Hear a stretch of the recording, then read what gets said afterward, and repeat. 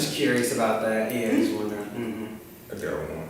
So I'm assuming you know your music history. So as a manager, what's one of the worst contracts you've ever heard an artist sign?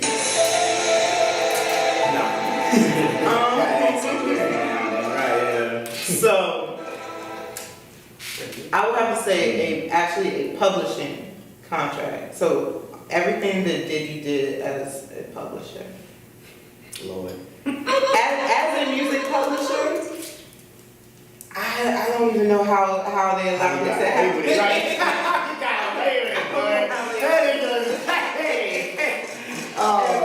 And the reason being is if you have artists that don't understand what publishing is, so most time when I talk to artists, they don't even know that the publishing exists. They think that it's only the record label. So they signed, Diddy as their publisher took 100%.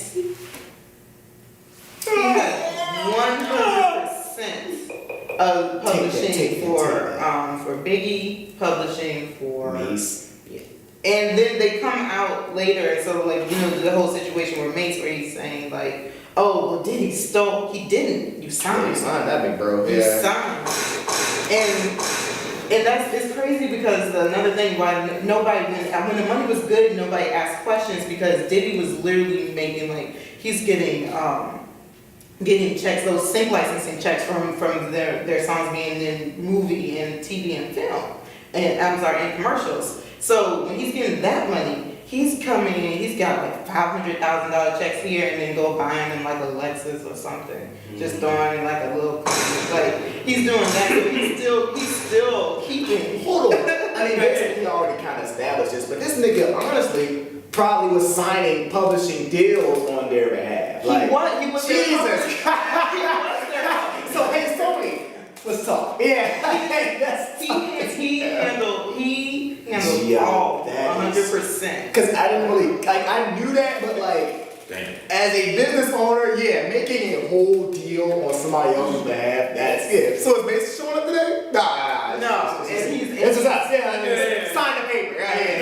But they're allowing him, they already signed the rights for him to be able to do that. Man, So it's like, as far as an artist, if you don't understand the business side of the industry, that's how things like that happen.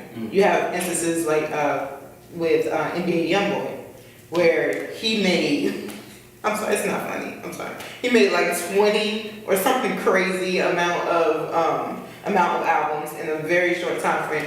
They only asked for 5. And they only count them as actual studio albums. Well, because with it, his deal has 2 components in it. It had the number of albums that he needs to satisfy, and then the length of time. So just because he made 20 within that length of time, he wants to look at like, oh, you guys only asked me for 5, but they're not going to give him his masters for any of them because it was all within the time under that contract. So he's doing that, trying to be creative and expressive, and realizing he's not getting paid. I got a question. So you're saying even after he does the 5th album, because he didn't give it to them? He chose to continue to make more. But couldn't he like save it or like? Yeah, he could have. So the time period of which the contract expires is the main point. So Second point. it gave him 2 options. He could do, I think his contract was under like 5 or 6 years, and they wanted 5 albums. They wanted an album per every year. And he did 20. Flooding the streets. That shit He don't did work. 20. Yeah, records labels don't like that shit. He did 4 times as many as he asked, but when he wanted to get them back because he said, you guys only asked for 5, and they're like, you're still all this music that you're making right now, that's still under this contract. So he still wasn't able to get the masters from If that. I'm not mistaken, like they're not counting a lot of those mixtapes as like studio albums or something. That's another thing. So like you can make as many mixtapes as you want, nigga. We said albums. So and then like apparently there's like a set time for how long the album should be. Yes. And like how I don't think tracks matter, but it's the runtime. So an album does need to be more than 5. Okay, more than 5 tracks, and then I forgot the minute or something like the minute thing. But yeah, like that's crazy how they could just be like, nope, that's not happening. Yeah, I don't like that. Yeah. Oh yeah, feed the streets 18. Yeah, that's nice. thanks, but yeah, I mean, we need that album, buddy. Yeah, so. And with that, they were still getting paid from the mixtape. Of course, yeah, of course, yeah. So he's not able to get. Appreciate it. It's like if you don't understand what's happening, you're signing these papers, you're getting these advances, and that's where the some of the disconnect happens. Is everyone knows about the cash advance that you get when you first sign, but an advance is just like if you want to think of it like a payday loan.